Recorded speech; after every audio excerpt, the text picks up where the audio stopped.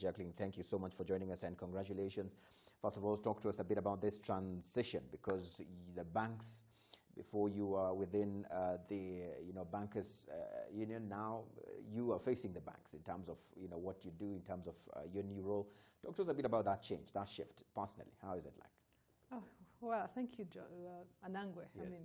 I mean, interesting stuff from the Bankers Association being the voice of the banks, and now working for the banks, becoming your clients. Yeah. We provides information platform for banks. Actually, we sell wisdom to banks. How? We use their data to sell back the wisdom. The wisdom is from the information that we always pull from their credit information. We pull credit information which is negative and positive. You subscribe for a loan. Banks have to report to us every month on their credit portfolio, and you default from a bank, they give the same information. And if any other bank want to lend to you, before they lend, they will need to check our system to see whether you are behaving very well in the market. Yeah. And so probably you can share with us a bit about TransUnion's work in Africa from that global perspective. What exactly will you be doing? What exactly is TransUnion Africa? Yeah, and actually, it's part of a global network. It's an American entity which is promoting selling information to institutions, financial institutions. It is kind of growing. It acquired, I think, 5 countries in 2012 when those companies actually were called CRB Africa. And actually, it was a Kenyan entity which was acquired by TransUnion 5 years ago. Yeah. And from that acquisition, that's where we come in as Rwanda, and it is kind of making good progress and good impact on the East African market, especially Rwanda, because I remember at that time I was in the Bankers Association when we are having the first law to implement the CRB. Banks were really struggling to submit information and also to get information. I think it is kind of change and dramatic change. That change has happened. And of course, someone listening to you right now probably might get a bit confused. Are they replacing the Credit Reference Bureau? Are they doing the same thing? Is there going to be redundancy? Are they going to work with them? Kindly just expatiate on that. Actually, the acquisition was like, we acquire same business, but to improve it. Because being a global name, it has global standards, and the capacity and the knowledge behind the TransUnion is far better than the one which was the Credit Reference Bureau. So what has changed? What is new now? The new thing with the TransUnion is more of bringing portfolio management products for banks, not only selling the credit reports or the credit score, but we are going to be assessing or helping banks to manage their portfolio by really not facing too much burden when they are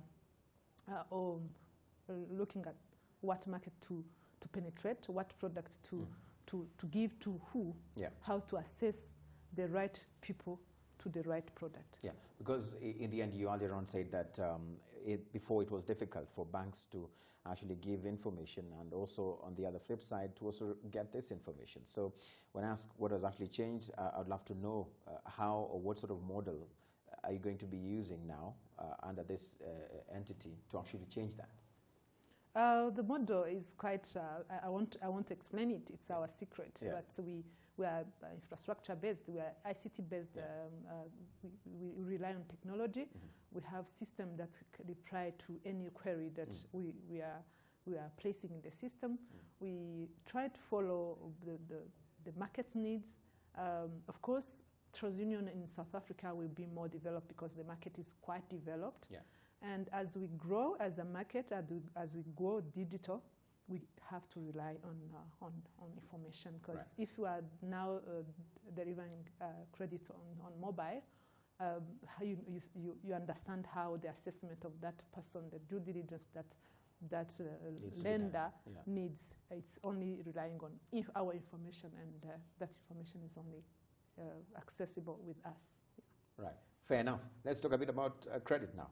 The supply versus demand, because according to the World Bank Group, access to credit in Rwanda is reported to have actually grown.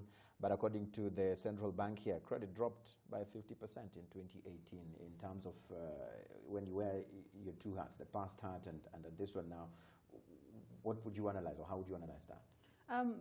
Personally, having a background with banks, I have a feeling that banks have cooled down a bit to like you step it down a bit to see the market, because at one point there was kind of default rate which was growing at a kind of very big pace, and I think banks are kind of stepping down to fast and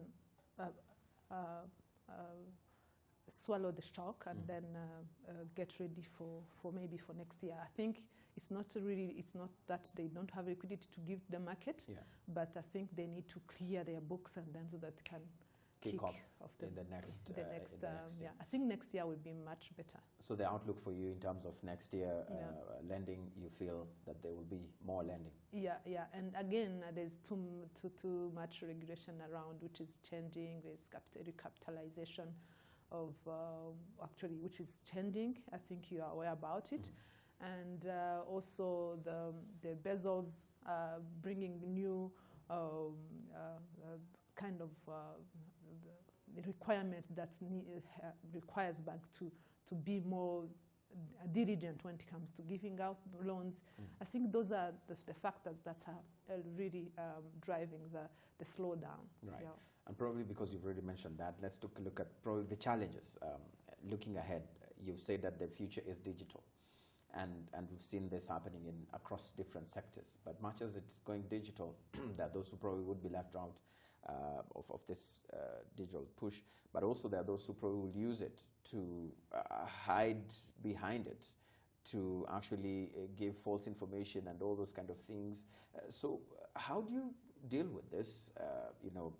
Use the internet for social good, but also don't leave anybody behind, and also be very careful not to be swayed or lied to by. I like the fact that you're bringing that. We have to sell accurate information. How do we make sure we have accurate information? We are partnered with the ID system to make sure if Anangwa is opening an account in Bank A, is the same Anangwa opening an account in Bank B. We have to check with NID system.